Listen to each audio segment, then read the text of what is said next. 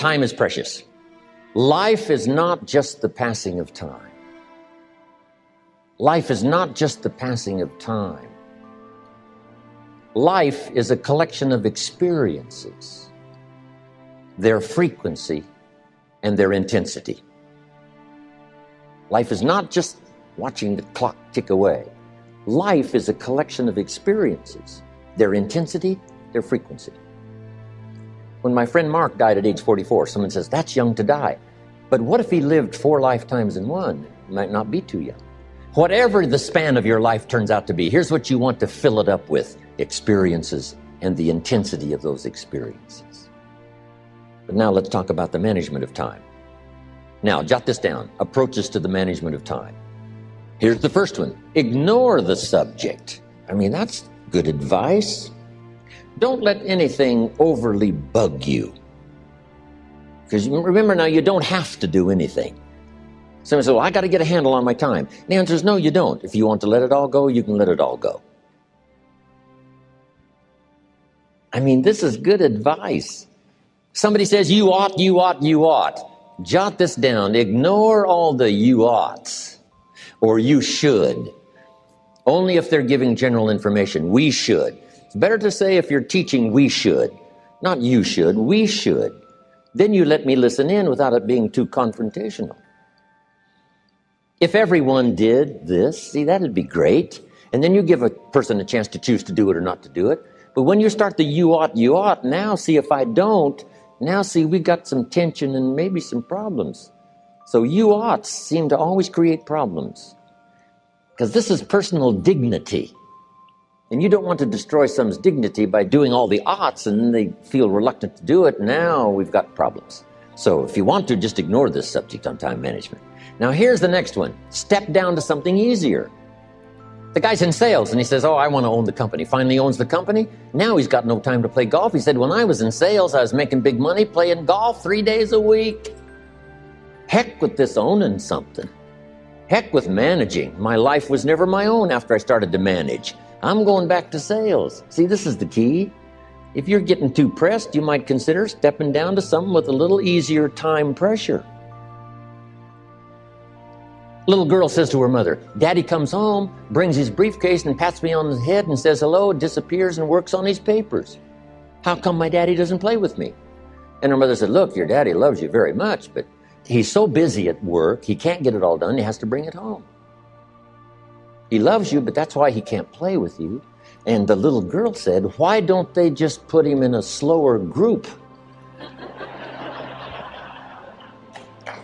So, jot this down now. If you don't have time for your kids, you might consider joining a slower group. Remember when I said some things I went for cost me too much? So reconsider. Next key to time management, and that's work longer and harder. But see, there's a limit to that.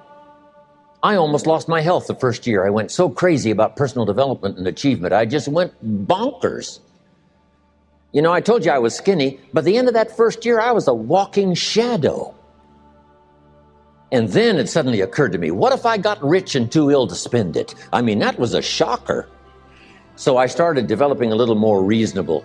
Because I said, if 12 hours won't do it, I'll work 14. If that won't do it, I'll work 18. I mean, how many hours it takes. And sure enough, it cost me too much. So see, working longer and harder for some might be appropriate. You know, if you're just sitting around not doing that much, this might be good, work longer and harder. But you can only work so hard. Here's the key, not to work harder, but smarter. When you've worked as hard as you can, doing the best you can in terms of physical output in the time, reasonable time. Now here's the ultimate in the management of time, and that is you simply become more skillful. When I first got into sales, you know, I was around people that could get, 9 out of 10, 8 out of 10. And when I first started, I could only get 1 out of 10. But here's what I did. I worked around the clock, so that I would make up in numbers what I lacked in skill. That's good in sales. You got to jot that down. When you're new, you make up in numbers what you lack in skill. Now, when you become more skillful, the numbers can go down because now your persuasive ability, And all of that is now so high that you don't need to put as many numbers out. But at first, if you want to compete or if you want to really get good, you've got to put in the numbers. But if you get more from yourself, develop more of yourself, now the time management becomes an easier task. If you want to manage your time well, begin by identifying your goals and making detailed plans for their accomplishment. We said a little bit earlier, under the principle of purpose, that you must have clear goals in order to focus your energies and concentrate your talents.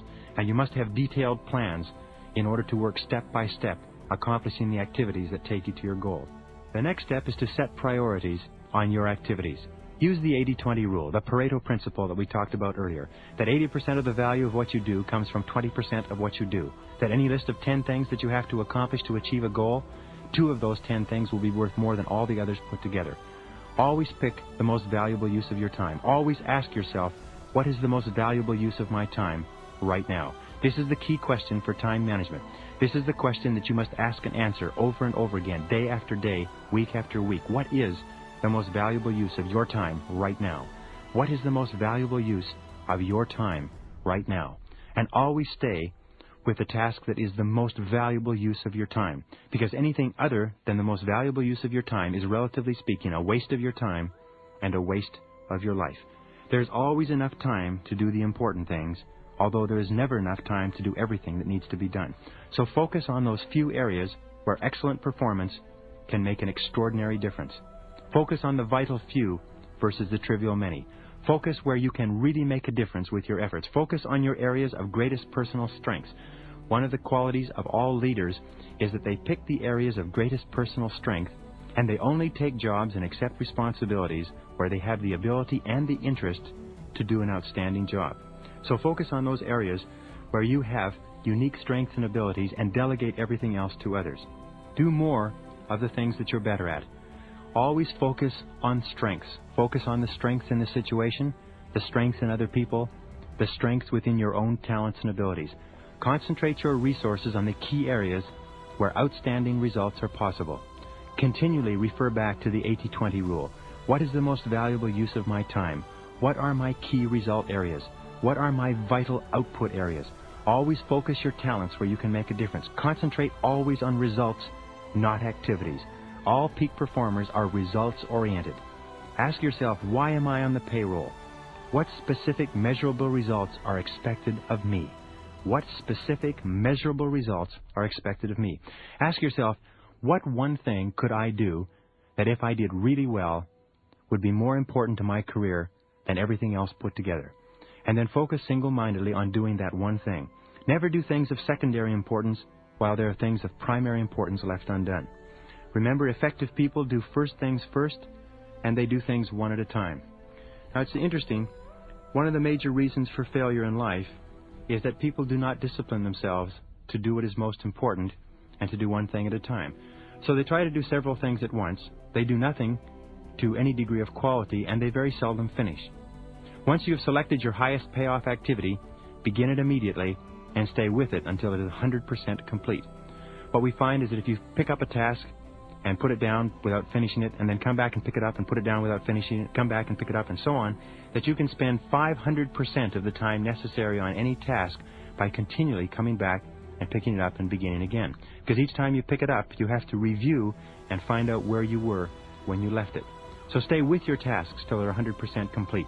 Not 95%, not 98%, but 100% complete. Test yourself, challenge yourself to stay at it until it's finished completely. A major demotivator and time waster is coming back and picking up that task over and over. So discipline yourself to work with single-minded concentration on those key tasks that can really make a difference. Alec McKenzie recommends the policy of single handling, which means that once you pick up any task, stay with it till it's finished. Organize your tasks, put them in order of priority, and then once you've picked up a piece of stationery or piece of correspondence, a letter, or any task at all, stay with it until it's done. The inability to concentrate on important tasks is a major reason for failure, because all important tasks are difficult, and all unimportant tasks tend to be easy. So be very alert.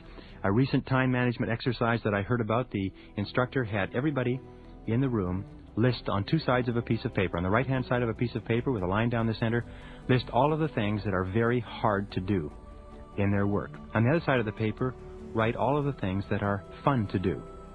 And then he asked each person in the group, which list contains the items, the accomplishment of which would make the greatest amount of progress in the success of your company. And they found that all of the things that would make a major contribution were on the list under the hard things to do. All the fun things, all the easy things, all the enjoyable things seldom make any kind of a contribution. Every time you stay at a key job until it is finished, you feel like a winner. You get a burst of energy, satisfaction, and self-esteem. So practice single-handling your tasks. Once you put them up, don't put them down until you're finished.